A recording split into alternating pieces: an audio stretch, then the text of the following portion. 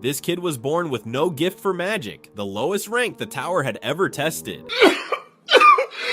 But his mind outshone every trained mage in the Empire's greatest tower. He showed his life's work to the one friend he trusted. He stole it and signed his own name on it. When our boy came for justice, the Tower Master just grinned and kept the genius for himself. They chained him in a lab buried under the tower. They ran their experiments on his own body for 7 straight years. The skin split open across his back. Every single night, the same scream left his throat, and they laughed at the talentless reject while they did it. But after 7 years, Dan finally snaps. He stops begging and swears he is walking out of here. Every last one of them is going to pay for it. With nothing but his genius, he rebuilds his ruined body into a weapon, and the night he tears loose, the whole Empire feels the sky split. So what does a mind like that do with real power? Let's go back to where it all begins. Dan stares into the dark and swears that tomorrow he breaks clean through his limits. His theory for rebuilding his own body only came together once he accepted he'd die here. Now, slumped in his cell, the only thing left is to prove the thing actually works. For that, he needs an artifact that lets his magicless body cast one spell, even if it breaks him apart.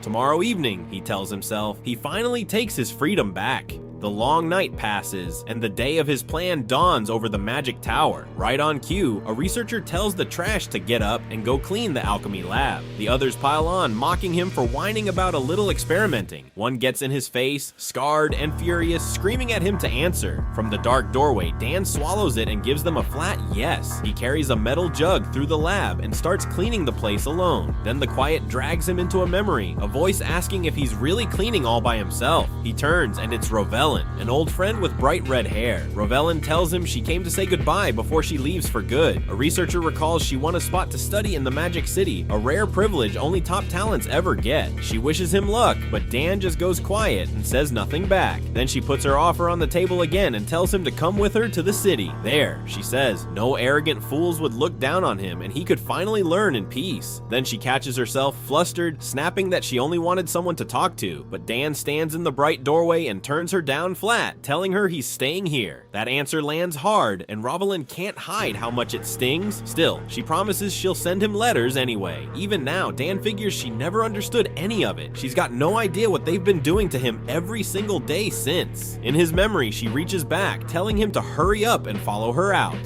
Still, the one thing he's grateful for is that she got out before his plan could pull her in. Then comes the Magic Festival, the biggest holiday in the Empire and the busiest day the tower ever sees. Every high-ranking mage leaves for the major cities, and only the low rankers stay behind. That thin gap is the exact opening Dan has waited 7 years for, and a hand waves him inside. Dan says the Tower Master sent him down to clean the treasure vaults. The guard scoffs that he should have gotten permission first, calling him a pathetic fool. Still, he waves Dan in, warning him not to scratch or lose a single thing. Dan slips deep into the dark vault, finally alone with the door shut behind him. His hand moves through the shadows, setting a small device against the wall. He works fast and quiet, his jaw locked, dead set on the task. Then he tells himself good, the artifact's live, and it just swallowed every sound in the room. It begins now as a giant ring of magic curls up around him in the dark. He crouches low while a complex circle blooms to life under his feet. This is the second circuit, an artifact the Tower Master burned a fortune on, and it lets a mage triple cast and wakes whatever talent is buried in him. To pull this off, he needs one specific staff, and that staff sits locked behind a protective circle. That circle is a 7th tier spell the Tower Master built with his own 2 hands. Dan has spent the whole 7 years studying nothing but how to crack it open. Magic coils around his fingers as he locks onto the Master's proud circle. Then he grits out one promise that he'll tear it down himself, and the spell detonates. Meanwhile, in another part of the tower, a few bottles are already open. 2 guards are stuck watching the power source while the whole tower parties without them. One drinks and grumbles that if rank went by skill, he'd have been picked for sure. Then he spots Dan and barks at him to make himself useful and fetch more booze.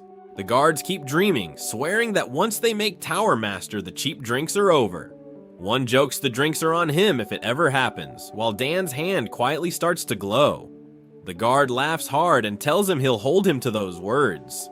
One of them, the senior mage, swears he'll claim the Tower Master's seat for sure. Before he can finish, a guard notices Dan and freezes, demanding to know what he's doing. Too late, since Dan is already standing over one of them, dropped flat on the floor. Another guard can't believe it, shouting that he must be insane to attack a mage.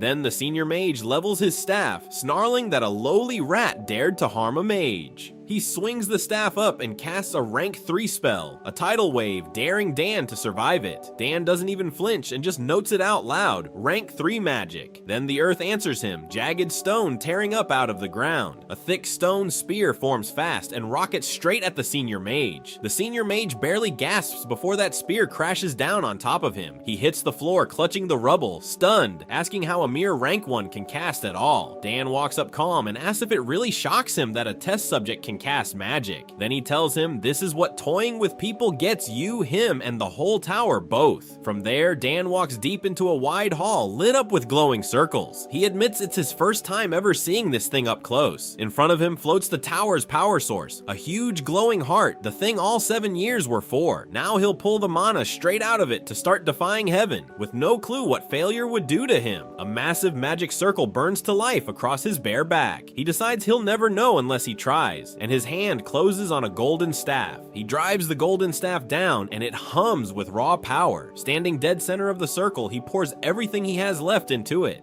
Lightning crackles over his whole body as he names it, Body Reform. Then he screams the name of the technique, defying heaven, and the magic erupts. A blast of blue power explodes out of him and floods the entire chamber. Outside, a huge pillar of blue light tears straight up out of the magic tower. The pillar keeps roaring up into the night sky for the whole empire to see. That much raw power could only be the energy of the power source itself, which means one thing. And high above, the Tower Master's eyes go cold as he says someone has broken into his tower.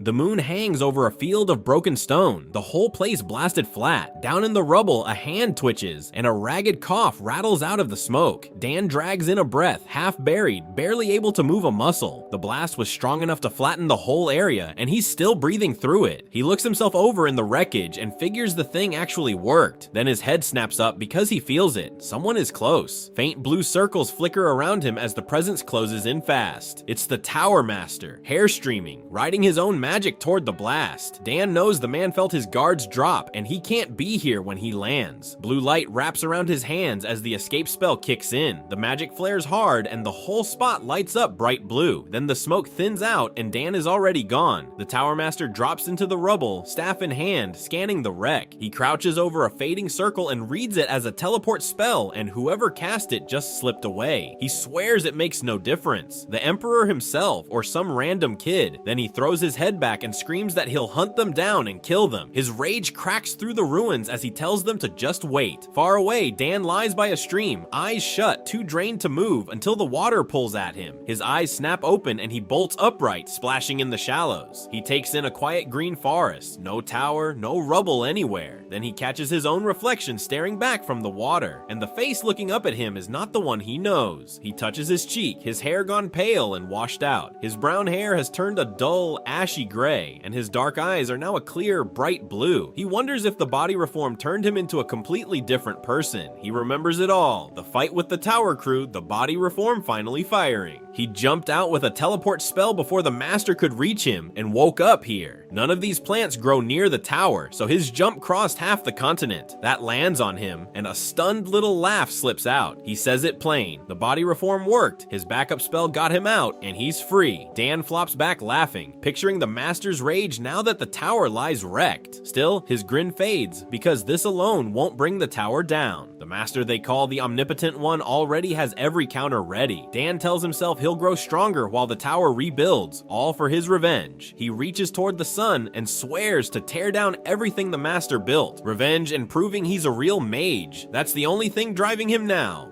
He heads off into the trees, and the brush rustles right beside him. Dan throws out a hand and cuts loose a wind cutter. The blades rip into a goblin and drop it where it stands. He lowers his hand, the red cloak settling, and checks how that felt. But nothing feels off. The magic came out exactly the same as before. Hair and eyes aside, he's the same, and his mana pool hasn't grown an inch. With goblins roaming this close, he figures he's a long way from any village. Then he crouches over fresh cart tracks cut deep into the dirt. He casts mana detection to track down whoever owns the crate he found. The spell lights up a wooden crate sitting alone in the trees. His mana rolls out through the woods and catches a wagon tearing past. The merchant rides it hard, cracking the reins, screaming at his horses to run faster. He grips the reins, panicking, with no clue clue how this turned into a chase. Turns out he ran into bandit leftovers everyone thought were already wiped out. His bluff about knowing a baron went nowhere, and his hired guards bolted on him. None of that was the real problem, he says, still hauling down the trail. The real problem was the orc, and that wide, creepy grin stuck on its face. He only slipped away because the orc was busy tearing into the bandits instead. The merchant whips the horses harder, trying to leave the whole mess behind. Then a sound hits him from behind and his stomach drops. He screams at the horses to move, hauling the reins for all they've got. Then a wheel catches and the whole wagon lurches hard. The cart flips end over end and throws him clean onto the dirt. The merchant pushes himself up, groaning, his back completely wrecked. Then he freezes because a dark shape looms right over him. More shapes close in through the trees, and his breath catches in his throat. A pack of goblins rings him in, snarling, weapons already raised. He can't believe this is how it ends. Torn apart out here by monsters. One of them swings down at him with everything it has. The merchant throws up his arms, certain it's all over. Then a wall of earth erupts out of the ground and swallows the attacker whole. Dan watches it set and only then remembers he forgot to leave an air hole. Sealed inside the dirt, the orc stays frozen with that ugly grin on its face. Dan shrugs and figures he'll just clean up before the thing suffocates. He calls this his first real fight if the goblin earlier doesn't count. The orc rips free with a roar, red eyes blazing and fangs bared. Dan just smirks as flames curl up his arms, perfect for testing what he can do now. Flames erupt first, swallowing the dark forest in seconds. Dan stands on the rock and rains down a storm of fire arrows. The orc takes the whole barrage, skin tearing in the flames. It throws its head back and roars, refusing to drop. Dan doesn't flinch. He just feeds the spell more mana. Wind and fire braid together over the trees into one attack. His eyes stay locked on the orc while he stacks the next layer. Then the heat wave goes off and the clearing turns into a furnace. Golden arrows tear through the smoke and finish it. The fire dies down and only scorched ground is left. Dan almost can't believe it. Days ago he couldn't kill one goblin. Now the entire pack is gone, every last one, but the kill was never the point. He has to drag the driver out before the man blacks out. Then one orc he thought was dead lunges right at him. Cut to a carriage rolling down a quiet forest road. The driver is still shaking, swearing he'll never forget today. He says without Dan he'd be dead, and asks how he can repay the debt. Dan just tells him to watch the road before he flips the carriage again. The driver keeps asking if the mage was ever in danger. Dan thinks this guy talks too much. He admits the fight got a little hairy. His mind flicks back. One of those orcs really had survived. The thing came charging, jaws wide open, going for his head. One wind cutter slices clean through it and the orc drops. Back in the carriage, Dan smirks and says there's nothing to worry about. Then he asks if thieves are common here. The driver says it was his first time running into any. Turns out this whole forest belongs to Baron Pythe. The driver knew him as a kid. They traded letters and he heard the thieves here were long gone. That's why he skipped the guards. Meanwhile, Dan does his own math. His teleport didn't fail and the magic tower may still be hunting him. He makes his call. He'll hide his name and get stronger first. The driver asks if he's even listening. Dan realizes he never gave a name. He says to call him Asher. His real name stays buried until he faces the tower's master. The carriage rolls up to a grand estate at night, the Baron's home. Inside, a familiar face takes one look at the driver and asks what happened. The driver laughs it off, joking he lost weight running from the orcs. His friend apologizes for the thieves and the beasts. The driver waves it off. Then the friend spots Dan and lights up. This is the mage who saved his buddy. He has his people bring the mage inside the castle right away. Dan steps in and thanks them for the warm meal and a bed. A well-dressed man waves it off with an easy, "You're welcome." He introduces himself as Baron Pythe Henrod, Lord of the Territory, and offers a seat. Over dinner, the Baron repeats the name Asher and asks how the food is. Dan says it's amazing. Then the Baron gets to it. 5 million elk for saving the driver, paid whenever Dan wants. And there's a job too if Dan wants it, one that pays very well. Dan is interested. He needs money and combat practice, so he asks what the job is. The Baron's tone drops. Days ago, bodies turned up hanging in the southern forest, a whole farm town in ruins. His men swept the territory and found nothing. Like every trace got wiped clean by magic, which means the bandits might have a mage. The Baron calls it a guess, and Dan asks when they move. The Baron folds his hands and the room goes quiet. 4 days later, the gate opens and the hunting party gathers. A knight in armor greets Dan. This is Commander Enoch running the operation. The commander points out the other two, Hark and Peric, and they welcome him. Dan introduces himself again as Asher. Privately, he likes the odds. He never pictured a bandit hunt, so he'll treat it as payment for his stay. On the way out, Dan asks if the crowd is part of the plan clan. The commander says no, those are adventurers. Word spread about a strange orc in the area, and that pulled the crowd in. The bounty is high enough that even gold rank adventurers showed up. Dan stays quiet since that orc is already ash. Gold rank is no joke. They match regular knights, veterans who pour energy into their bodies and weapons. Rumor says they can cut down a mountain, so Dan wonders why a party with 3 knights even needs him. The commander wants a warning the second a mage shows up among the bandits. Dan asks why that matters. A low-tier mage is about as tough as a knight, but once they fire long-range spells, knights can't close in. Dan mutters that this is unfortunate, then freezes. His head snaps up, he turns toward the trees, and his whole body goes still. There's a magic circle right in front of them. He lifts a hand and casts Dispel. A huge red circle flares to life, a single eye burning in the center. The knights panic, asking how this is sitting in their lord's own land. Dan reads it fast. The first spell was Camouflage. This one is the Alarm. He tells them to stay back. He'll take this one down too. Dan's stare hardens and his hand comes up. He weaves the counterspell without breaking focus. The camouflage peels away and a hidden path opens through the trees. The knights just stare. He's tearing apart enemy magic circles without breaking a sweat, and none of them know what this mage really is. Explorers hunt the monsters the rest of us run from. The job kills plenty of them, but people still admire them. The strong ones come back loaded with gold and fame, but some survive too many near-death fights and snap, and they start turning their blades on regular people. Strip the title off, and those ones are just bandits, cutting people down for coin. We meet one such gang mid-disaster. Their food ran out, and a dead orc is rotting in their camp.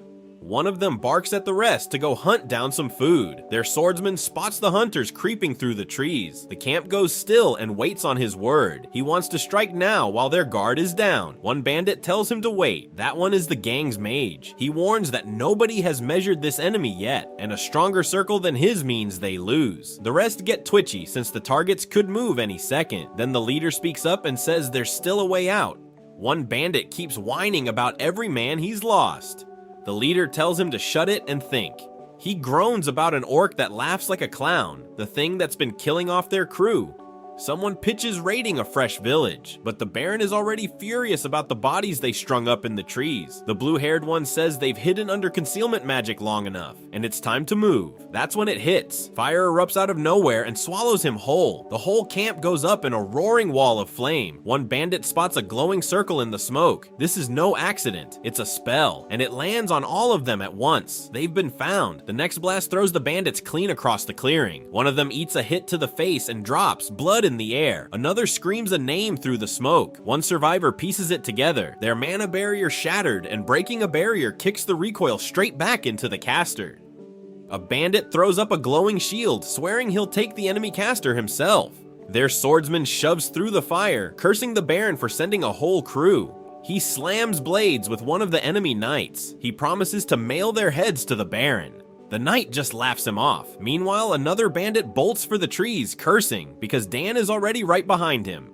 The runner sees that Dan never casts Earth Wall, so he writes him off as a weak second circle. He spins around to strike first. Multi-ice arrows scream across the gap. Dan stands on a rock pillar as the ice pours in. The bandit swears he'll bury this weakling. Then fire coils around Dan and he answers. Multi-flame arrows tear out to meet the volley. The two spells collide in a burst of steam. The flames chew through the ice and keep coming. The blast rolls over the rocks and washes everything white. When the dust settles, both of them are still up and gasping for air. The bandit pants that it's not bad for a second circle. Then he warns Dan he picked the wrong target. He brags that one-on-one he wins easy, and only that knight would have made it close. Dan answers flat. He has zero plans to let this guy walk. That stops the bandit cold. That much skill and nerve from someone so young is rare. Then his face twists and he roars that Dan never dreamed he'd get stomped today. He unloads a third circle spell, and heavy ice comes crashing down from above. The bandit screams at Dan to die. Dan just stares up, calm as ever. A glowing dome snaps open, and the falling ice shatters against it. The bandit freezes mid-grin. One confused huh slips out. Jagged shards hang frozen in the air, going nowhere. He can't process it. Dan blocked a full third circle spell, so much for the weak little second circle.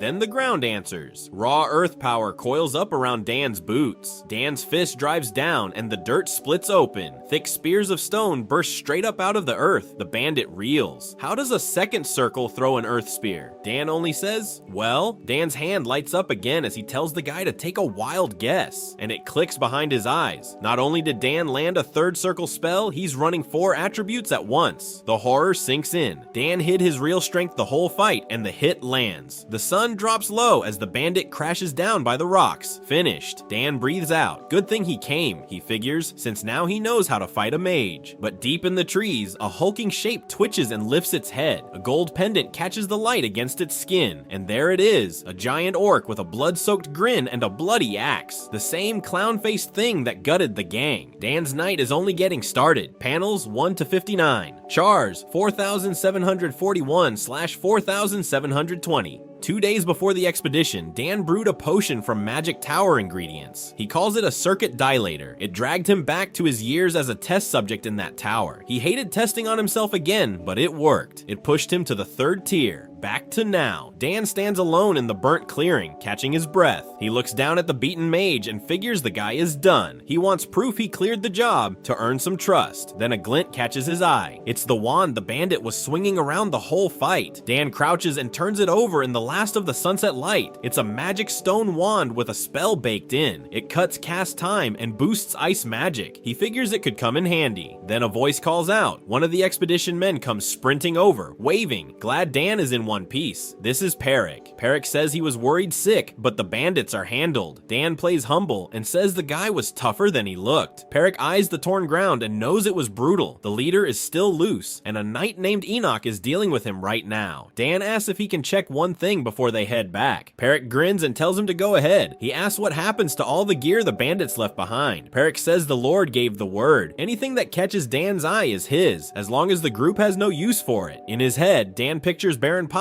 saying exactly that, with that easy smile. He looks the ice wand over one more time, already sold on keeping it. Back at camp, the knights thank Dan. Without him, they'd have buried a lot more men. He waves it off and calls it good experience. Meanwhile, 2 bandit survivors are still in shock. Vishen is dead and they can't wrap their heads around it. One of them starts to crack. If this keeps up, they get hauled to the Lord and executed. The man decides he has no choice left but to run. Then he makes his move and explodes out of cover in a rush. He barrels straight at the knights and screams at them to move. Without Vishen's magic, he knows the gang can't break their line. That leaves him one play. He'll cut down a knight and ride out on the stolen horse. He locks onto one knight and closes the gap in a hurry. Then a knight plants himself right in the bandit's path. The bandit pulls up short, completely thrown off. Before he can swing, the knight grabs him and slings him through the air. And mid-flip, he realizes the knight chucked his own sword aside to do it. The knights pile on and pin him down. He snarls. How dare a knight throw his sword away? Has he no pride? Enoch just smiles down at him and asks what he means.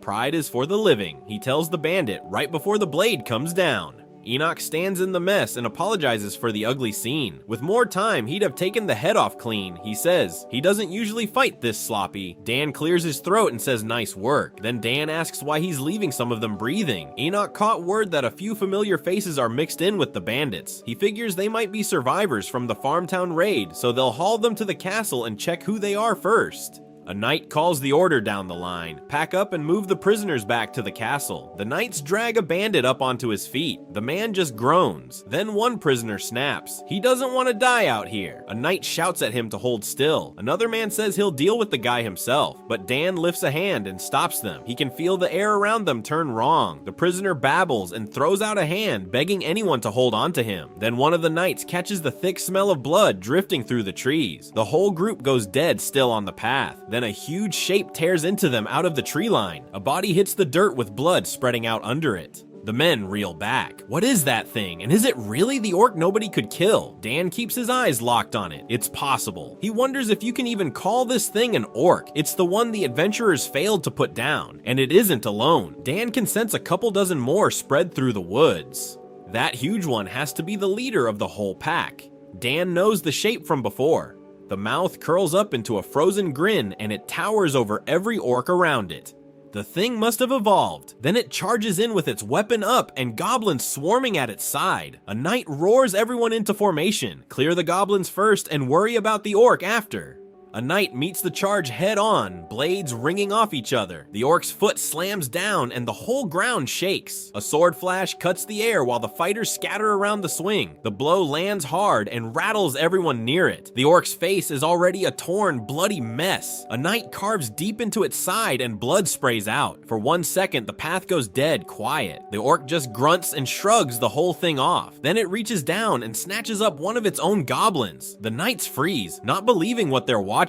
The orc crams the goblin into that grinning mouth and chews. Then a dark red glow washes over its body and the deep wounds knit shut. Dan can't believe it. The thing just healed by eating its own kind. So much for getting home in peace. The whole group plants their feet and raises their blades. The men keep their blades up and their eyes locked on the orc. It finishes chewing the goblin it grabbed and swallows the last of it down. Then it throws its head back and lets out a roar that shakes the trees. Dan watches the burns close over and almost laughs. So much for heading home in peace. A knight lifts his weapon and shouts at everyone to get ready. The orc snatches up its huge cleaver and hurls it straight at the line. The blade screams through the air before anyone can react. It slams down with a crack, and the men freeze, thrown that the orc would throw its own weapon. One knight barely gets his guard up in time. A fighter catches the blade head on, teeth clenched, the force ringing up his arms. The sword bursts apart and the shards spray across the whole line. The orc doesn't wait. It roars and charges in right behind the shrapnel. The captain screams for Harris as the broken pieces rain down on them. Then he shouts a warning to Peric because the orc crossed the gap in a blink. Peric swings anyway and swears he'll cut the thing down right here. His blade bites in and then his whole face drops. The sword is buried deep in the orc's muscle and won't budge an inch. Peric hauls on the grip with everything he has and it stays stuck. The orc answers with a ground stomp strong enough to throw Peric off his feet. Dan grabs him and pulls him clear, telling him to move this way. Peric scrambles back, alive but rattled. He groans that he never got his sword back. The orc's body turned tougher and heals faster since it ate that goblin. Peric says he put his full strength into that one cut to take the arm off and got nothing. He wonders if this is one of those legendary special monsters. Dan tells him it's not that. Peric blinks since the thing is clearly this strong. Dan explains it heals and grows stronger every single time it eats. It can boss the smaller monsters around and drive them into a frenzy, and it hits hard enough to bury knights. But if that's the whole trick, Dan figures it's still too weak to be a real special entity. Dan knows a trick the rest of them don't. Normal magic has a hard ceiling. Push more mana past that line and the spell just dies out. One single spell ignores that rule. He calls it geography manipulation and his palm lights up. A magic circle spreads out wide under his hand. Dan pours everything into it and the power keeps building. A knight feels the dirt move and stammers that the land is shaking. Rocks and soil start jumping as the tremor rolls through the clearing. One man panics that they're all going to die and the captain barks at everyone to hold position because this is Dan's magic. Or so the captain says, while Dan stands calm on a rock above the chaos. Then the ground tears wide open into a canyon and nobody stays calm after that. Orcs and goblins lose their footing and tumble straight into the pit. More of them slide over the edge, clawing at empty air. Down in the crater, the giant orc digs in and rides it out, still breathing. Dan isn't finished. He raises his hand and a third-tier flame ball blooms above the pit. The fire pours down and blasts the monsters across the broken ground. Peric grins that watching them fly is so satisfying, and the captain tells him to keep some dignity. Truth is, almost no mage bothers with earth magic this big, since the mana it burns isn't worth the payoff. Dan wanted to push past the third tier, but he ran short on mana and it came out weaker than he liked. Then a roar climbs out of the smoke. The orc is back on its feet. It rises up out of the flames, grinning, the burns already sealing shut. Peric yells for help because fire alone won't drop this thing while it keeps healing. Dan already saw that coming, so he switches elements and a cold circle snaps open. A wave of frost slams into the orc and shoves it back. Peric shouts for him and Dan lifts the ice wand he took off the bandit he beat. A volley of ice arrows screams out and punches into the orc. Dan says it flat, he'll just freeze the thing to death. A freezing gust rolls over the orc and crusts its skin white. Then he double casts and a second wave of cold arrows chases the first one in. The orc can heal forever and feel no pain, and right now none of that helps it, because the cold is locking its whole body down piece by piece. Frozen muscle can't move and it can't heal its way back out either. Ice crawls up over the orc's jaw and seals that grin shut. Dan gathers the last of his mana into a glowing orb in his palm. The frozen orb goes off and swallows the orc whole. A tower of ice bursts up with the orc locked inside it, and Dan just calls it done. Meanwhile, far from that forest, the news is spreading through a magic city. Two people at a cafe trade rumors that the magic tower got sealed and its power source blew up. One of them asks if anyone actually believes a word of that. Most of the tower's surviving mages have vanished, and the place stopped running entirely. Some blame divine punishment, while others call it a disaster that someone planned on purpose. One mage insists somebody must have plotted to shut the Bohemian Tower down for good. Another starts to say the tower was running secret experiments and got attacked because of them. Before he can finish, a hand grabs his collar and tells him to say that again. He stammers and asks what's suddenly gotten into everyone. A pink-haired girl leans in close, dead serious, and asks him what happened. She tightens her grip and demands to know what really happened to the Bohemian Tower. Two mugs clink over a cheer for the squad that came back from the bandit hunt alive. With the job done, the group rode home to Pyth territory, where the local lord threw a banquet. The men toast that nobody died out there, then notice one guy is missing from the room. Right on cue, the host perks up, wine in hand, and points him out. Dan strolls in late and asks if he missed the party. They tell him he's right on time and push a drink into his hand. Dan thanks them, surprised plain soldiers got invited at all. The lord says they defended the land, so rank means nothing here. The lord asks why the bandits were so strong for common road thieves. Dan agrees they were nothing like the usual kind. Men with that skill, he figures, could have made an easy living doing anything but robbery. Dan nods and says this might explain it. The records mark them as wanted criminals. They were gold rank adventurers once. A year or two back, one of them killed a teammate and ran. After that, they dropped off the map, banded up, and ended up robbing roads out here. Dan reads the bounty sheet and gets it. There was a 10 million elk price on their heads. He sips his wine and sees why the lord looks thrilled. Without him, the body count could have been ugly. Then he catches the whole table staring with starry eyes and asks why everyone is looking at him. The lord gushes that Dan didn't just clear the bandits, he handled the demi-humans the local pros couldn't touch. He goes red, blames the wine, and barrels on anyway. Thanks to Dan, he says. They got the captured villagers out alive and buried the dead properly. The rescued soldiers and townsfolk crowd in close, drinks raised, grinning at him. The whole hall throws back a toast in his name. Mugs crack together hard enough to spill, and the party that follows feels nothing like the cold magic tower he came from. Nobody here cares about rank. Everyone just celebrates together, loud and easy. This warm, honest place gets to Dan. For the first time since he broke out of that tower, he lets his guard down, and he actually laughs. A real one, straight from the chest. But far from this hall, the place he escaped has no idea what's coming. The Bohemian Tower is about to shake the region. Meanwhile, a mage named Rovelin hears the tower came through fine. The rumor's blown out of proportion. She's just back from Verente, where the power source broke loose and wrecked the area, though it looks better than feared. She brushes it off, says buildings get rebuilt fast, then asks where Dan is. The other mage goes quiet, points to the side and says he's over there. Over there turns out to be a wall posting, and the header reads missing persons list. Rovelin steps up to it and her face starts to fall. She scans down the names and whispers no way. She says it can't be possible, eyes locked on the board. But there it is. One of the posters carries Dan's own face. It lists him as missing person number 1. He vanished on duty in the power room, likely caught in the blast, body never found. Her mind runs back through old moments with him to the day he told her he'd stay behind. She remembers his back as he walked off down the hall, and it lands hard. Was that really the last time they would ever meet? It breaks her, and she buries her face as the tears come. She sobs that she won't accept losing Dan like this. He was family to her, a real friend, she cries. Then a flat voice cuts in. Enough. A hand clamps onto her, telling her anger at others changes nothing. She looks up and recognizes him. Sir Valdek.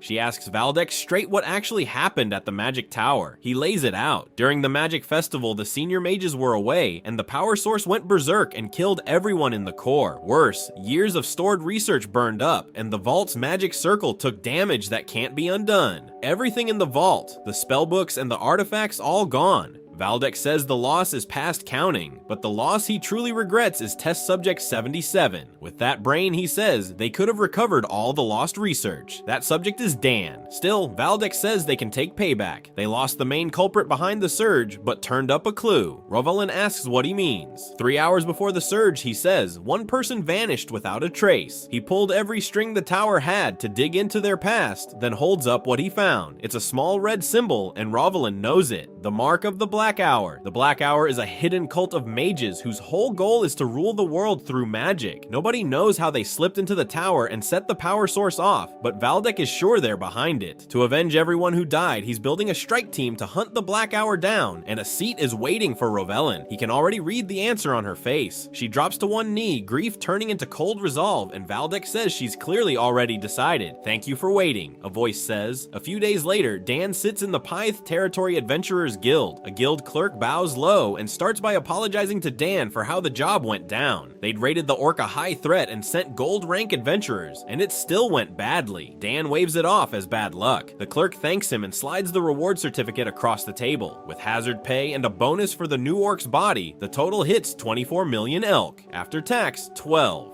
Turns out anyone not signed with the guild eats a flat 50% cut on every reward, and it's imperial law. But there's one legal way around it. The clerk grins. And Dan gets it. They want him to sign up as an adventurer. The clerk beams that he's right. Higher ranks pay less tax, and as a special case, Dan could start at silver, but Dan figures signing on would only tie his hands later. And right now, money isn't what matters most. He just grins, grabs the cash, and turns the offer down. All he wants now is to get strong enough for revenge.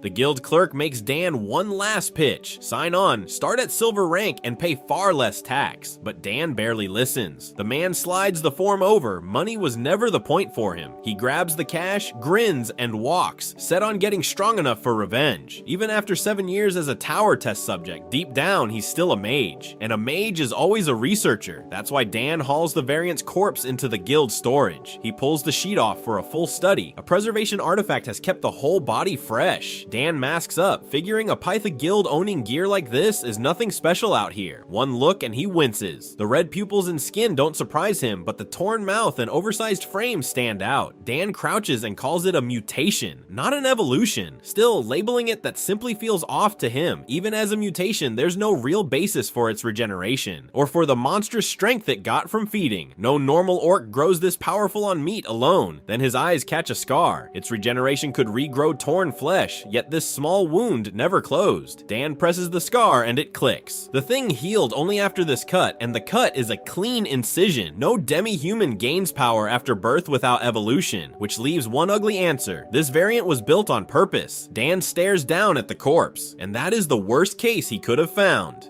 Days later, Dan gets a send-off out of Pytha territory. He tells the group they didn't have to come all this way. The merchant won't hear it. Dan saved his life, so seeing him off is the least he can do. Dan tips his hood and says he's already taken far too much from them. They wave it off. It's the reward he earned, they say, and they call him Sir Asher, the fake name Dan travels under. Dan thanks them and says he'll be on his way. The merchant tells him to stay healthy till they meet again. Then the man booms that if Dan ever visits his merchant guild, just drop his name. The soldier beside him covers his ears. Dan walks off down the road as the leaves drift behind him. By dusk, he reaches a small border village between Pyth and the Mardes barony. He cuts his flight magic, touches down, and checks the map in his hand. This is the only village between here and the city, so he plans one night's rest, then moving at dawn. He grabs an apple in the square, and then a word from the crowd makes him stop. Trouble keeps finding Dan, and it sounds like it's hitting this place too, so he decides to listen in. He slips a wind spell over the square to carry the voices. One local gripes the goblins are the real problem. They took all the livestock, he says, and the village is paying good coin for adventurers it never wanted. Another shrugs that goblin hunts are an adventurer's job over by morning. Dan perks up at that. To villagers, goblins are pests. They start with petty theft, then swarm to raid villages and even eat people. So calling in hired blades the moment they appear is just routine. Dan files it away as nothing strange. Then one local drops his voice. Is the rumor true? He asks, that James saw a monster out in the forest. The other man hesitates. The chief told them to keep quiet, but at this point nobody's really listening. A few days back, he says, James went to check a trap in the forest like he always does. Then James heard a wild boar squealing and spun around, and right there in the shadows it was already waiting. A goblin with a torn mouth, bigger than a full orc, tearing into that boar. The listeners scoff that nothing tops an orc, then hush up so the hunters won't charge more. Dan kills the spell, but Dan isn't laughing. A big goblin with a torn mouth.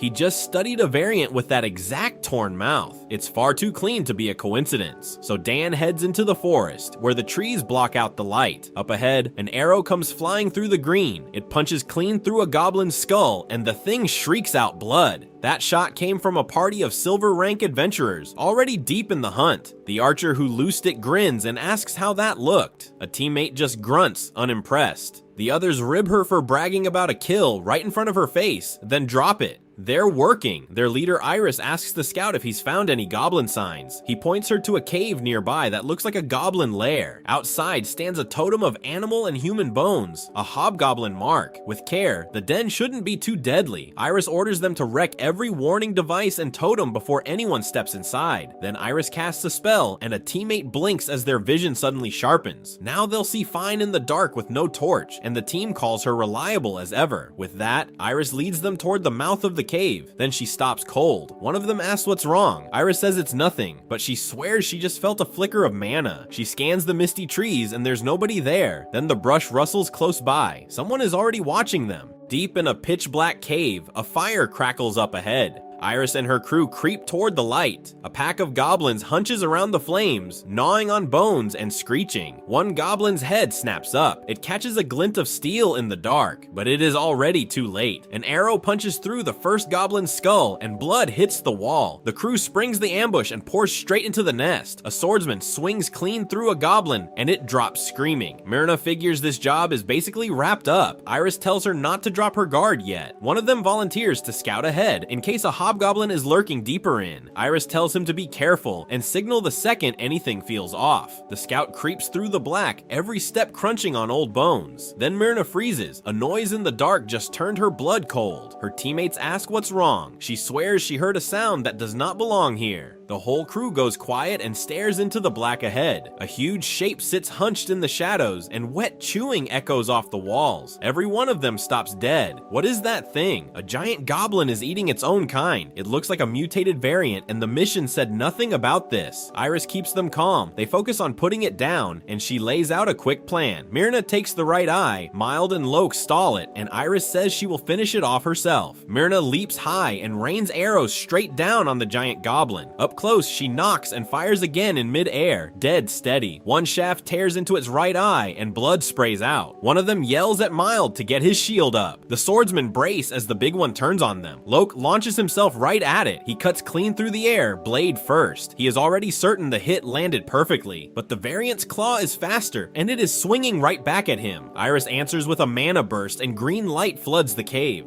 The spell detonates and swallows the goblin whole. Then the thing rises out of the smoke, roaring, barely scratched. It rips a goblin off the floor and hurls it across the cave. The body smashes into the wall and bursts apart. The swordsmen freeze. That monster just threw a goblin at them. Then it winds up again, aimed at Iris. A teammate screams for the leader to get down. In the dark behind them, a circle of mana quietly flares to life. A bolt of blue light crashes down and knocks the goblin clean off course. It slams into the rock wall instead, inches from her head. Iris hits the ground hard, rattled but alive. The crew piles on while it is staggered, blades flashing in the dark. The giant goblin takes the steel and shrieks, its body finally giving out. The dust settles and the thing lies dead on the cave floor. The others rush to Iris and ask if she is hurt. She tells them she is fine, but one detail nags at them. That goblin should have hit her head on and killed her. Its path bent in mid-air. What was that? No one has an answer, so they call it a win and head back for their reward. Off in the shadows, a hooded figure lowers a hand still glowing blue. Glad nothing worse happened, he says. This is Dan, and he tailed the whole party while cloaked in an invisibility spell. It got him a close look at one of the lab's living specimens. Every test subject he has met since escaping the magic tower has the same torn, grinning mouth. He just calls them jesters now. This goblin broke the pattern. It had no monster strength, and eating its own kind never made it stronger. Maybe a plain big goblin, or a failed batch, but that mage still bugs him.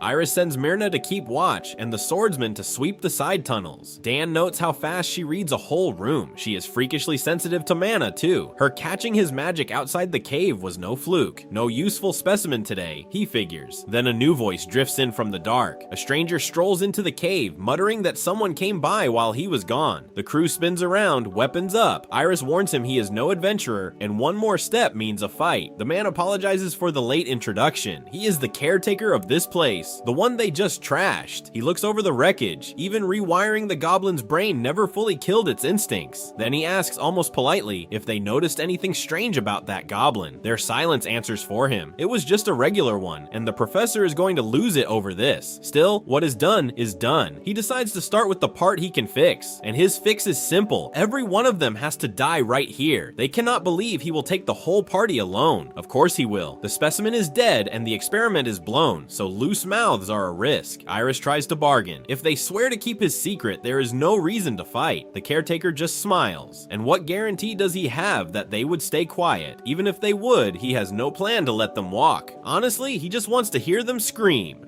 Dark mana pours off him as he asks who wants to die first. Then a voice cuts in from nowhere. The only one dying here is you. The caretaker laughs it off as cheap bravado, but he stops cold. That voice came from behind him. He spins around asking who said it. A wall of blue frost flares up and the caretaker flinches back. Dan throws the man's own words right back at him. All that talk about screams and dying. He crouches low, blue magic curling around his hand. The caretaker is the one running his mouth to act tough. Hood up, blue light blazing in his palm. Don't you agree? Dan asks him.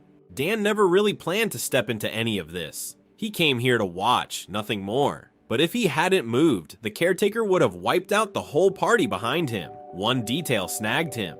The man had called that dead goblin a test subject, and he let slip that someone runs the operation from the shadows, a so-called professor. That ties straight to the jesters Dan has been chasing. Then the caretaker turns and asks who he is. Dan tells him flat out that he owes no answers. Blue mana already curls around his palm. The caretaker shrugs. Keep the name to yourself then. It changes nothing, he says. You die by my hand either way. Then he lunges with dark mana. Dan answers with a spread of multi-flame arrows, fire screaming across the cave. The caretaker is quick. He slips the gap and closes the distance in a blink. Their weapons slam together, blue light bursting off the contact. Neither gives an inch. A pulse of mana cracks out, and the caretaker can't place that speed. Did this mage just reinforce his blade with raw energy? The exchange keeps flying in the dark, faster than he wants to admit. Dan moves quicker than the caretaker likes, far above anything the adventurers ever showed. The caretaker grants him that much. You deploy your magic fast. Dan only says he can't read the man's rank. He decides to match it and crank his own speed up. Let's see you handle this. He grins. Dan double casts on the spot. Winter Gale and Icicle going off together. The caretaker's eyes blow wide. Ice and wind at once, out of a single mage. Then the frost blast follows, a wave of jagged spikes ripping toward him. The caretaker is half impressed. Double casting with 2 elements, not bad. But he yells that none of it counts if it misses, and he charges straight in. He punches through the ice cloud and bears right down on Dan. The caretaker's dark blade comes slashing through the air. He swings it down hard, black mana howling off the edge. Then his swing catches only air. A plain mage just dodged him, and the reaction time makes no sense. Iris stares from the side. Dan was waiting for exactly that. He triggers ignition right in the caretaker's face. The fire detonates and swallows the whole space in a roaring blast. When the smoke thins out, the caretaker is still on his feet, breathing hard. He names it. You baited me into that counter on purpose, and that's no normal mage trick, but it won't land twice. Dan asks if traps really stop working now. Then he says from here on he'll fight like a proper mage, as if all of that was just the warm-up. Iris screams as the entire cave floor tears upward beneath them. The caretaker panics. The ground is shifting on its own, and it keeps climbing higher. Then the rising rock locks into place all at once. The caretaker names the spell, Terrain Manipulation, so wasteful on mana that nobody runs it in a real fight. Iris can barely keep up. Back-to-back giant spells like this need a monster of a mana pool. She's never seen a fighting style like his, and she says it out loud. The caretaker smirks. You flew up to play mage, sure, but he can't work out why Dan also lifted the adventurers up high. That one question is about to cost him everything. Then his eyes catch the floor. The earlier flames melted those ice shards into water. Blue sparks start crackling along the soaked ground. The caretaker's face drops. No way, he breathes. The charge builds, electricity climbing through the puddles. Iris gets it a second too late. That is lightning magic. Dan stands wrapped in crackling blue current, calm in the middle of it. Even among the Academy's professors, only a handful can wield this element. Dan calls down a rank 3 thunderstrike. The lightning crashes and floods every inch of the wet rock. The current rips through the caretaker and he howls, his whole body seizing up. He can't think straight anymore. Who in the world is this guy? It finally lands for him. Dan already burned through 3 elements, and lightning makes 4. Nobody triple casts like that. Up on the raised platform, Iris and her crew sit perfectly safe, watching the man fry below them. The smoke clears slow over the cracked, jagged ground. Dan steps over the downed caretaker and starts asking. Back in the Pyth Barony, there was an orc just like this goblin. Are they all tied to this professor? He asks, the green orb glowing on his staff. It clicks for Dan why that whole region went so quiet. The caretaker lies wrecked on the stone. Dan grabs him by the collar and asks if he came from the Ark. The caretaker only repeats the word back, blank, like it means nothing to him. Dan sees it's news to him and eases off. The man tells him to just kill him already. First, Dan says, where is the professor? The caretaker stalls. He can't let this stranger get near the man at all. Alright, he says slowly, you will find him right at, then he snaps. He'll drag Dan down and die together right here instead. A red burst of mana erupts straight out of the caretaker. Dan throws up a blue barrier and the suicide blast breaks apart against it. That's your answer then, Dan says loud and clear. Earth shatter rips up through the caretaker. Dan finally had a thread on the jesters and it just died with him. It doesn't matter now, he decides. There's a job right in front of him to finish first. Iris and her crew stand frozen, staring at him, unsure what comes next. Dan turns to face them, his eyes glowing white under the hood. From now on, he says, every one of you, you follow my orders now, and not one of them gets the chance to argue. The cave job is finished, and Dan walks off with extra pay from the village chief. He squeezed it out of him. Report the mutated goblin, or pay up. The chief coughed up an extra 1.2 million UK to bury it. Iris and her crew figure the work is done, and turn to leave. Then Dan calls out and stops them. He holds out a stack of money. It is their commission fee, he tells the party, their full cut. Then he hands them one last job. Guide him to the nearest big city, a place called Mardes. On the road, Iris keeps grilling him about magic, mostly elemental theory. He plays along, and Martes comes into view. Dan figures a city this size is bound to have a bank. The crew splits off to file their guild reports, so their leader Iris takes over as his guide. She asks where to start, the bounty and a bank account first, so they head to the city hall. Iris leads the way, bragging she knows every street in Mardes by heart. Behind them, 2 of the crew are uneasy. Their leader isn't the least bit scared of the guy who killed the caretaker without blinking. First stop is the city hall, where every bounty reward gets paid out. Dan almost runs into a problem here. He never made an ID for his new body, and no ID means no entry. Lucky for him, he carries a letter of endorsement from Baron Pyth. That vouch gets him through the door. Inside, a bearded official bursts out laughing. Word already reached him and he is impressed. Turns out the official's family lives on Pyth's land. Dan saved them when he cleared the bandits, so he gets a thank you gift. Better yet, the gift comes with a brand new ID, which fixes his biggest problem. With that in hand, Dan opens a bank account without a single snag. Dan still has his old account back in Virente, but he refuses to touch it. Using it could let the Tower Master trace this new body, so he stays careful. Next is the blacksmith. Dan hands over his green orb and asks for it set into a proper staff. The smith needs 3 days. Until then, he needs a stand-in to get by. The smith passes him a spare staff to borrow in the meantime. Then he asks why a staff over a wand. Dan says he got used to the grip from sweeping with brooms. The smith just stares. Brooms, he repeats. Next stop is the Martes Public Library, a huge building near the center of town. Iris asks if they stock enchantment books, then warns that nothing here will match his level. Basic ones are fine, Dan says. The clerk asks how many he wants. All of them, he answers. The whole room freezes. The staff start hauling out stacks they can barely carry, stammering that he can't just do this. Dan slides his card over. Bill the rental here, he says, and ship it all to the top floor of the Lorix Hotel. Same answer, all of them. The clerk's losing lose it. Biggest sale they have ever rung up. The bounty money is banked and the books are handled. Dan slumps over the table, completely wiped out. Across from him, Iris is reeling. Just who is this man? Did she really drag him everywhere today? Dan shuts a book and says that is plenty for today. For today, she echoes, a little scared. Then Iris realizes she never got his name and asks what to call him. The name is Asher, he tells her. It is a fake, a clean name for a clean identity. Iris lights up and says she'll call him Asher, then asks him to talk casually. She warmed up fast. She leans in close. There is a question she has been dying to ask. Why was he in that cave? Dan stalls. He can't admit he saved them by pure luck. It would sound off. The excuse he lands on is vague. He was chasing that man, he says. That man, she repeats. Iris's eyes blow wide as it starts to add up. It clicks. In the cave, he asked about a professor, and Pytha's barony had a mutated orc matching that goblin. Maybe they all tie to this professor. She jumps straight to a theory. Maybe Asher is a secret agent hunting some shadow organization.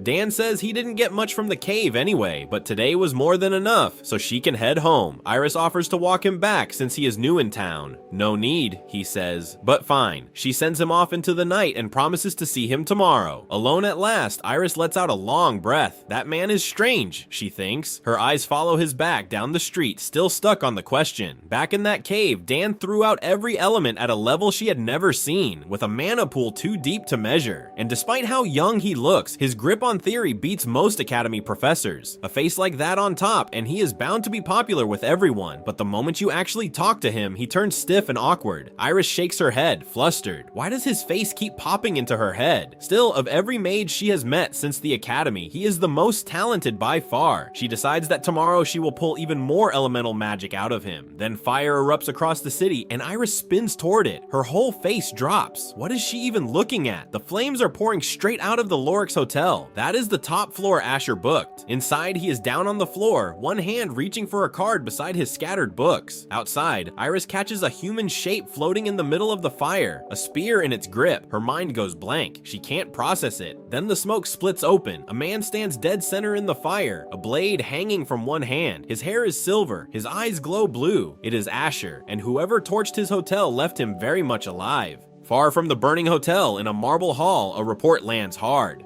Sergen is dead. The old man wants one thing, a name. Inside the cave, they found traces of attack magic. So this was no accident. Someone took him out on purpose. Don't play dumb, the old man snaps. He wants the name of Sergen's killer. The assassin finally answers. They haven't pinned the killer yet, but a party took a job from the village. Both bodies are handled, he adds. Every trace of Sergen and the test subject is wiped clean. The old man isn't impressed. You should have killed the one who did this, you useless trash. 2 test subjects came out of the Pyth barony. Now the goblin and Sergen are both gone. The experiment is almost finished. The old man grins, then frowns. Have those bastards already caught on? Then the order drops. Don't come back until the killer is dead. The assassin bows and says, understood. Outside, he drops the act. Stubborn old geezer, he mutters. He will bring back that head no matter what. Across town, Dan is awake late in his hotel room, buried in the enchantment books he bought. The assassin has stalked him all day with detection magic, waiting for him to lie down and sleep. Then he freezes. The room has gone too quiet. Why is it so quiet? The assassin makes his move. His eyes flash white and he fires Earthbone at the bed, but Dan is already gone. Down below, he swings his staff up and the assassin barely twists clear. Detected in full stealth, he thinks? Impossible. Then the whole floor erupts in fire. Dan stands dead center, eyes glowing, staff in his grip. The assassin can't believe it. This maniac goes straight to explosions in a packed street. A 3rd-tier mage. The assassin figures at the very least. He had better pull back now. Instead, he flips the whole thing around. He screams to the crowd that a mage just began a terror attack. Everyone run, he yells, then report to the guards. Dan hears it and his stomach drops. Back in the fire, Dan works it out. This assassin slipped past his detection magic completely, but the guy made one mistake. He scrubbed every last trace of his own presence. In a street full of people, that emptiness stood out instead of hiding him. One blank gap in a crowd full of noise. That is exactly where Dan looked. Dan doesn't wait. A blue slash rips across the street and the assassin takes it. The assassin is losing it. I wiped my presence clean, so how did he find me? What kind of monster did the Ark even send? Dan winds up another spell, a magic arrow this time. That lunatic, the assassin spits. The arrow tears out and the assassin throws himself sideways to dodge. He crashes through the air, barely clearing the blast. Dan eyes the hole blown in the wall. Did he duck into that building to escape the hit? Dan chases him in, straight for the doorway. Of all the places to hide, the assassin picked one packed with vagrants. Dan barges in anyway. Sorry, he says flatly. Where did the man who just ran through here go? An old vagrant looks him over and smiles. You are an impatient young fellow. If you want information, the vagrant says, you pay for it first. Of course they pick now to shake him down. Dan sighs. There is no obvious way out of this place anywhere. Dan is certain of it now. The assassin has to be holed up inside still. Then a blade punches out through a vagrant's body straight at Dan and he stops it inches away. Did he really stab clean through the vagrant to reach me? The assassin grins behind the steel. What a cowardly move, Dan mutters, blood streaking his face. Dan answers with a shockwave off his staff. It slams the assassin and he buckles. Kug! The blast hurls him back across the room in a cloud of dust. He tumbles hard, scrambling to get his feet under him again. The assassin starts scheming. A mage can't attack and block at the same time. His plan is simple: bait out a barrier, then vanish in a smoke bomb. The assassin lunges in with the sword, trying to force that block. Good, raise your barrier, he thinks, watching Dan gather power. But Dan never raises a guard. He roars and lunges straight in instead. Dan pours his mana into the very tip of the staff. The assassin's eyes go wide. Dan holds his own up close too. Don't tell me, the assassin breathes. This man is a war mage. The truth lands on him a beat too late. The staff cracks home and the assassin folds around it. Coup! The assassin throws out one last earthbone and leaps. Dan's huge blue circle swallows it whole. Damn it! The assassin grinds out between his teeth. The spell rips him off his feet and flings him backward. Dan reaches out with the staff and casts a whirlwind to pin him down, but the assassin is slippery. Dan clicks his tongue, tcha, the dust clears, and the spot is empty. Did he actually get away? Dan wonders. Then a shout cuts in. Don't move. Dan turns, dead silent. A wall of guards has him surrounded, spears down, a captain leveling a sword. You are under arrest for arson and terror across the city. Dan put down the killer, and the city handed him the blame. Panels 1 to 61. Chars 5,130/4,880. Across the city from Dan, the men who run Martes sit up late over a report about him. The mayor leans on one hand and mutters, looking worn out. The report lands on one name, a mage called Asher. That cover belongs to Dan, the real victim. The guildmaster, Oscar, asks to run the whole investigation himself. The mayor asks straight out how bad the damage is. It is ugly. A building lies in ruins under a fresh wanted poster. The mayor goes quiet and swallows hard, his easy look draining away. He turns to Oscar, who holds his ground and waits. For a beat, the scene cuts to the cave from the case, light leaking through the rock. Back in the hall, the mayor rubs his face, cracking under the pressure. Oscar asks him flat out if there is a problem. The mayor looks small against the shelves. Then Oscar drops the real trouble. A rumor calls this mage the terrorist, and the city ate it up. Now no one will guard him. The mayor sighs heavy. Fine, he will send his own knights. Across town, Dan sits with a brand new staff. His old wand got reforged into this. A knock hits the door, and a cheery voice calls that he is coming in. A young knight steps in and stops dead, staring down at Dan.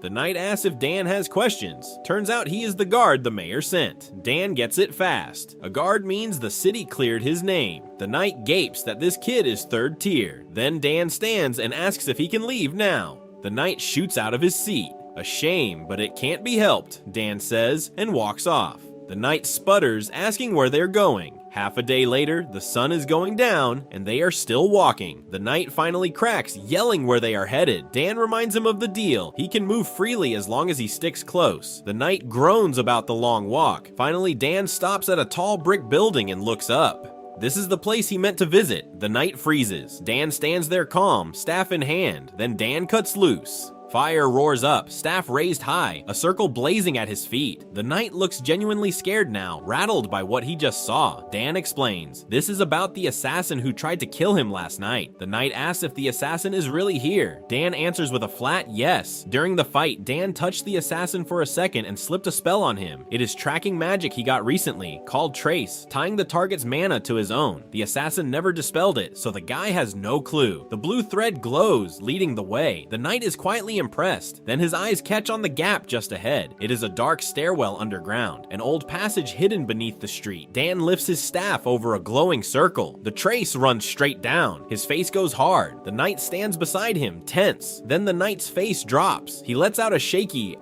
dreading what waits below. Deep in the dark, two goblins crouch and wait. One grips a heavy axe. The knight rips his sword out. "We have to seal this place right now," he snaps. Dan shuts that down. The priority is hunting the assassin first. The knight pushes back. They should call the other knights for backup, but Dan is already dropping into the passage. Chasing now is the right call. Up top, the knight panics, sword out, eyes wide at the hole Dan vanished into. Back to the night before. The assassin lunges through fire and rain, blade swinging. Wounded and limping, the assassin drags himself through a cold tunnel. His face twists with pain. Sweat pours down as he grits his teeth. His own voice fills the gap. After escaping the mage, he had to patch his wounds. But the tunnel was not empty. A wide mouth of jagged teeth loomed out of the dark. The assassin ended up cornered and gasping, armor scuffed, barely holding on. Down in the hideout, he is holed up in a cramped room full of clutter. Then he senses them, head snapping up. A man in round glasses with gray hair freezes. His eyes go wide behind the lenses, the calm scholar look cracking into panic. The knight tenses hard, braced for what comes next. The assassin starts talking. He admits he set an ambush down here and waited. He keeps jabbing a finger. The ambush should have gone clean, but his face darkens. The plan came apart completely. The knight's blade comes up, eyes locked on the assassin. The problem was, Dan sensed him coming and blew it all open with one massive spell. Now the knight squares up and calls him out. The assassin's hand starts to glow. A spell circle flares across the floor, and the room lights up orange. But Dan moves first. His eyes blaze blue, his staff swings up, and a glowing shape rips upward. The assassin barely reacts in time, teeth clenched as the panic floods back. Then the whole room goes up in a roar of fire. The blast swallows the assassin whole. The trap snaps shut before he ever notices. The knight throws an arm up against the heat. When the smoke thins, Dan stands tall with his staff, the knight at his back. Dan lifts the glowing staff high, ready for whatever waits in the dark. The hunt is far from over.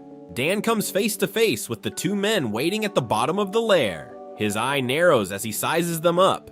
The one in front is the assassin who ambushed him last night, so the man behind must be the one giving the orders. That gray-haired man is the one the assassin calls the professor. The professor looks Dan over and asks if he's the crazy mage everyone's talking about. Then he grins and says the arc really sent a strange one this time. Dan notes that this arc keeps coming up. The assassin asks straight out if Dan came from the arc too. Dan decides to pin them both first and get the answers after. His mana flares and an earth spear shoots out. The spear rips through the gap and both of them barely twist away. The professor rounds on the assassin, snapping that he ruined the plan and now they're stuck. All the assassin offers back is a quiet sorry. Then he makes the call to move things up early and tells the assassin to buy them time. Dan throws out a hand and tells them nobody is leaving. A magic arrow streaks out, but the assassin cuts across his path first. The assassin levels his weapon and admits he was told to stall. Dan holds back, since a weak arrow gets blocked and a strong one kills the assassin and loses the intel. His jaw tightens as he runs out of good options. Then a burst of blue mana slams into the assassin and knocks him off balance. The knight plants himself in the way and tells Dan to run ahead. He'll hold this guy. Dan takes the opening and drops into the lower passage after the professor. The knight yells that he won't even get a thank you. Down in the dark, Dan loses sight of him and wonders where he slipped off. He grips his staff, telling himself the professor couldn't have gotten far. Then a smell stops him cold and he covers his nose. It's the stench of rotting corpses. Ahead of him, a long hall opens up, one figure standing at the far end. The professor waits there with his back half turned. He spins with a manic grin, saying he didn't think Dan would shake his man and catch up this fast. Then he adds that he's glad Dan came, since he wanted to show off his work. Red eyes light up in the dark all around as he asks how Dan likes his creations. Dan looks down the rows and says, so these are the jesters he kept running into. The professor throws his arms wide and snaps that jester is an insult. These are new forms he evolved, and the ones here are just the failures. His hand drops onto a switch, and he says the rejects are still enough to stop an intruder. Green monsters spill loose with glowing eyes while he tells Dan to take his time. Dan looks at the swarm and figures picking them off one by one would take all night. A blue spark spark gathers at his staff as he stacks 2 spells at once. Thunder erupts and rips across the whole hall. The storm crackles around him as the cast locks in. Lightning tears through the swarm and throws the professor off his feet. The professor crashes down in a spray of frost and chokes out that Dan is a lunatic. His face twists as it hits him that the intel was dead wrong. He was told this was only a 3rd tier mage, but flame and lightning on that scale mean Dan has to be 4th tier, near the ceiling. The professor lies there gasping that decades of research are about to count for nothing. His hand slaps down on a red core because he refuses to let it end here. Behind Dan, a tall shape starts to rise out of the dark. The professor calls it time to wake his masterpiece. Dan turns on him and asks if this is where he ran off to. The professor demands to know how Dan got past the rest, and Dan tells him flatly he burned all of it. The professor stares at him, rattled. He can't accept that one mage cleared every failure alone. Behind the glasses, his eye goes wide, now certain that Dan is 4th tier. Then Dan notices the shape on the floor beside the professor and asks what it is. The professor calls it his magnum opus, his child. He breaks into a proud, ugly smile. Dan lunges for the professor's hand to kill the core before it triggers. The professor crows that this is gluttony, made to eat living things and evolve. Dan's face tightens, still a stride short. The magic circle flares gold and the core locks in. He grits his teeth one step too late. The professor hit the trigger before he could cut the man's wrist. The pale creature lights up and lifts itself, muttering about consumption and an ideal future. Its arm flexes, and Dan admits he finally gets what the professor was building. The professor reaches up from the floor and tells Dan his mana is about to feed the thing. The creature's eye burns red over a mouthful of teeth. Then the jaws part and it says it's hungry. Dan freezes because the thing just talked. The creature whips toward him, snarling that it's starving. The creature's mouth stretches wide and it tells Dan he looks delicious. It promises to eat him, and Dan clocks that the thing just boosted its body with raw energy. The creature is pulling off skills that take a normal person years to drill. Dan can't believe a lab-made thing handles them this cleanly, and it gets worse. The creature rakes at him with both claws. It has the technique to chain attacks into his blind spots without a pause. Dan admits this level of skill earns the name magnum opus. The researcher in him is curious about it, but that's where it ends. Golden lightning erupts from his staff and hammers the creature into the cracking floor. His eyes flare blue and he decides this thing is no match for him. Whatever the professor built, it dies here. If you made it this far, drop a like.